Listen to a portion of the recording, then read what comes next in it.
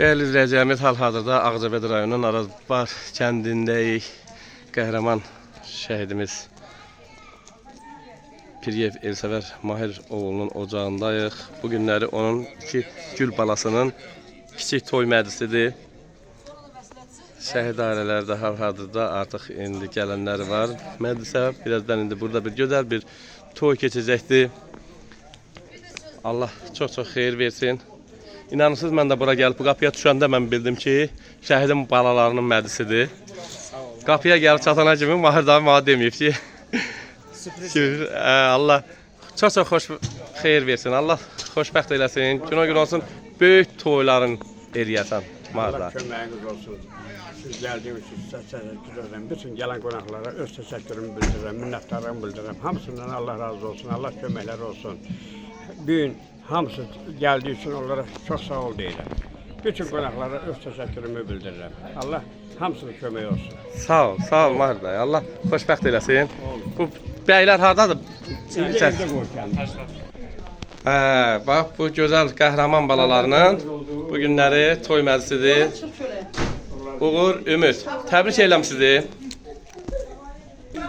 Allah çox-çox xeyir versin. Ana, ata çöldə bir ürək sözlərini eşitdik. Allah o günü qismət eləsin, böyük toylarını görməyə qismət eləsin. Buyurun, siz də bir xeyir daha verin. Mən də Allah'tan arzu edirəm, balalarım həmişə xoşbəxt olsun. Həmişə başları uca, üzləri ağ olsun. Heç kimin yanında baş aşağı olmasınlar. Allah'tan arzum odur ki, onlar həmişə ucaların ucası olsun. Amin inşallah. Xoşbəxt olsunlar. Buyur bacı. İnşallah böyük toylarını görərik. Bir xeyir daha ver. İnşallah toy. Sağ ol. Ana, xəbərim var da, bugün atama sürpriz eləyib.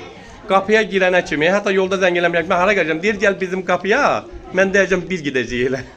Mənə sürpriz eləyib ata ki, inanırsan qapıya girəndə mən bildim. Allah çox-çox xeyir versin. Ruhun şad olsun, qəhrəman şəhidim. Bu günləri balaların müsəlman olur. Bu günləri balaların kiçik toy məclisidir. Mən də qürur hissi ilə bu günləri buradayam, qürur yaşayıram, fəxr edirəm. Sənin kimi bir qəhrəmanın balalarının toy məclisinin aparıcısıyam. Allah xoşbəxt eləsin balalarımı.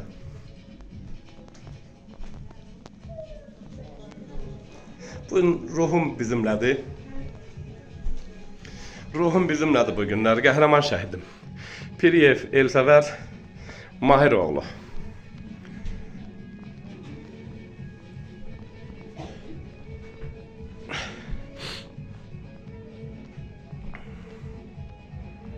Daxili qoşunların xüsusi təyinatçısı qüvvələrinin, xüsusi təyinatlar qüvvələrinin qəhrəmanlarından biri.